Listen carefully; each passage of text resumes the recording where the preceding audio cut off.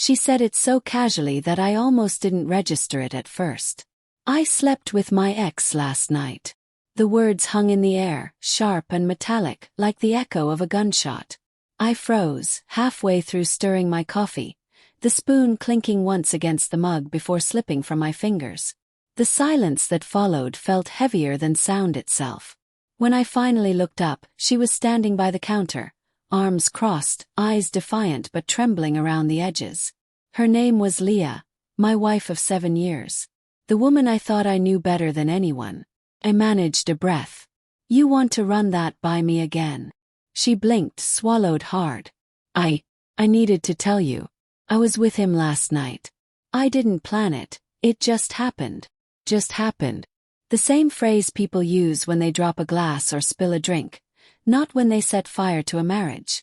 My chest felt tight, like all the air in the room had been vacuumed out. I stared at her, trying to connect this shaking woman to the one who used to fall asleep on my chest, whispering that I made her feel safe. "What do you want me to say?" I asked quietly. "I don't know," she whispered. "I'm sorry."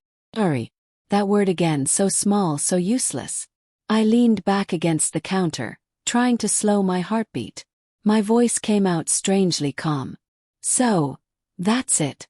You just come home, drop that on me before breakfast, and hope I'll what? Thank you for your honesty." Her face crumpled. "I didn't mean to hurt you. I've been confused. He reached out a few weeks ago and we started talking again. I thought I could handle it.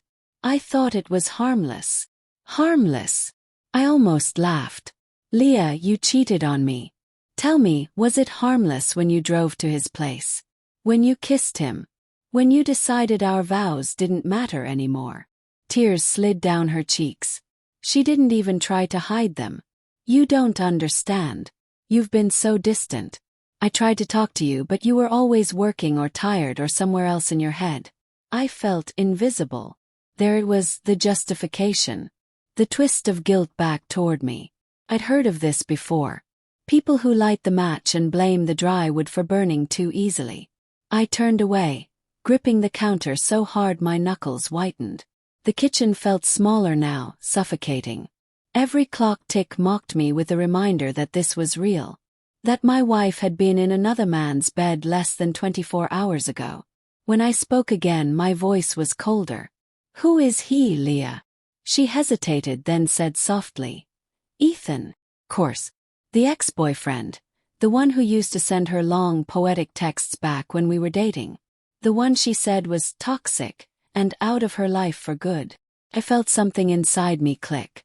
A quiet, methodical kind of clarity replacing the chaos. "Okay," I said, nodding slowly. "Congrats." Her brows furrowed. "What?" "Congratulations on your new romance," I said evenly. "I'll make this easy for you." I pulled open the drawer by the fridge, took out a white envelope I'd prepared months ago, one I never thought I'd actually need. Inside was a breakdown of our shared assets, house valuation, joint savings, and the total cost I'd covered for her business startup. Every loan, every investment, every favor. I'd written a note on the front. "Love comes with receipts." I set it on the counter and pushed it toward her. "That's your $90,000 love bill. You can pay it back whenever your soulmate feels generous." Her face went white. "Daniel, what is this?" "It's everything I've given you down to the last cent," I said. "The boutique I helped you start. The car lease in my name. The down payment on this house. You wanted independence. There's the price tag." She stared at the papers, eyes wide. "You can't be serious." "Oh, I am." I smiled faintly. "Consider it my final act of support. I'm done funding your self-discovery phase." Her voice cracked. "You're being cruel." I met her gaze. "Cruel? No, Leah. Cruel is spending years building a life with someone only to wake up and find out you've been replaced by nostalgia and bad decisions." She started to say something, then stopped. The silence stretched again, filled only by the low hum of the refrigerator. I walked past her to the living room, my hands trembling though I refused to show it. Every memory in that space, the framed wedding photo, the half-burned candle on the coffee table, felt like a ghost mocking me. Behind me, she whispered. I didn't mean for it to end like this. I turned my throat tight. Neither did I. But you made your choice last night. Her tears fell harder now, and for a fleeting moment I almost pitied her. Almost. Because beneath the anger, beneath the numbness, there was still love, or the memory of it, and that made it worse. She picked up the envelope with shaking hands. I can't believe you'd do this. Shrugged. I can't believe you did what you did. Guess we're both full of surprises.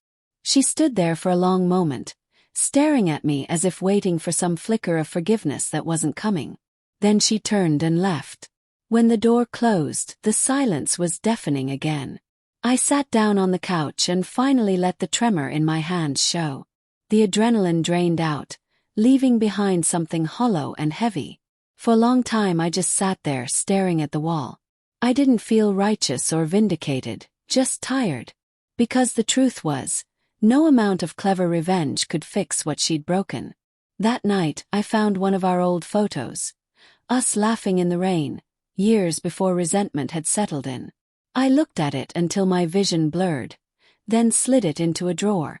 The next morning I got an email. It was from her. Daniel, I'm leaving the city for a while. I don't expect forgiveness.